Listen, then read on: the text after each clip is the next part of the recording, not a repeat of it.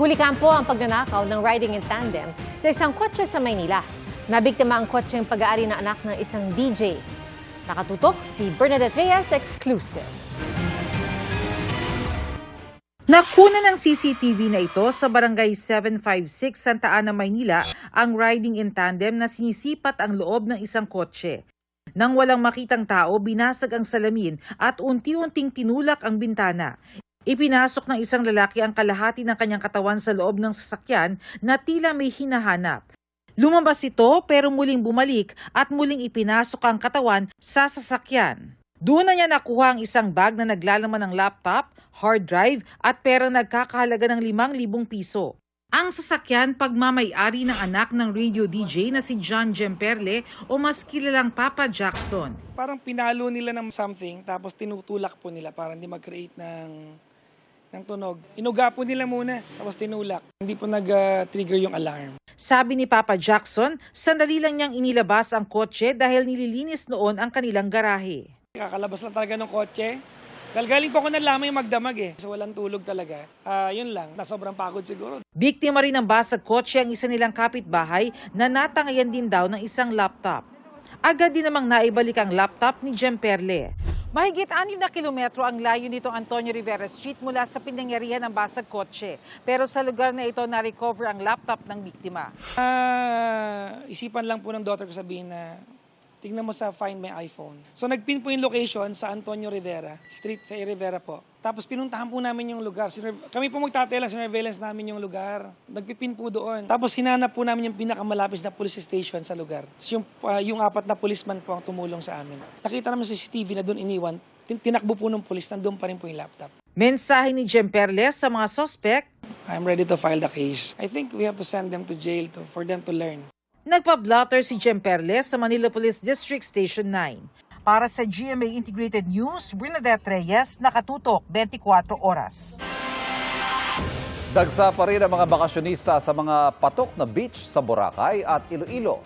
Mula sa Boracay, nakatutok live si John Sala ng GMA Regional TV. John. Ivan, marami na ang natapos ang kanilang long weekend sa isla ng Boracay at umuwi na. Pero marami pa rin talaga ang on the way pa lang sa Boracay para magbakasyon. May sipangs na raw sina Mary Grace sa Boracay, kung saan sila nagbakasyon ng 4 na araw. Yung kayak, island hopping, tsaka yung white sand at tsaka yung mga view. Kasi sobrang ganda ng view dito sa Boracay. Sina Dory, sinulit din daw ang activity sa isla. Na-experience namin kung ano ang wala sa lugar namin. Sina Carmina, sa April 23 pa uuwi at susulitin daw ang second time nila sa Boracay. Ang ganda po ng view, tsaka yung surroundings po dito nakaka-relax talaga. Kahit tapos na ang long weekend, makikitang marami pa rin ang patawid pa lang sa Boracay. Pero meron na ring mga paalis ng isla. Nananatiling mahigpit ang pagbabantay sa seguridad sa isla, gayon din sa Cagban Jetty Port. Bukod sa Boracay, dinarayo rin ng iba pang beaches sa Panay. Sa isang beach sa Oton, Iloilo, enjoy sa pagtampisaw at pag-chill ngayong Easter Sunday ang mga pamilya at magkakaibigang dumayo kahit pa tirik ang araw. Gaya ng pamilya Ladisla na ito na raw ang nakagis ng paraan sa pag-celebrate ng Easter Sunday. Uy, ganito ka sa halin sa may dagat to ka. Kalangoy, nagpro-pero sa kalangoy. Sadya 100% kita na sa feeling. Todo bantay naman ng PCG Iloilo at PNP para masigurong ligtas ang mga naliligo sa dagat. Ivan, kanina nga ay punong-puno pa rin ang mga turistang beachfront area ng Boracay. Dito naman sa Katiklan Jetty Port ay patuloy pa rin ang pagbiyahe ng mga pump boat papunta ng isla ng Boracay kasi marami talaga ang ngayon palang magsisimula ng kanilang bakasyon. Yan ang latest dito sa Malay Aklan. Balik sa inyo. Maraming salamat, John Sala ng GMA Regional TV.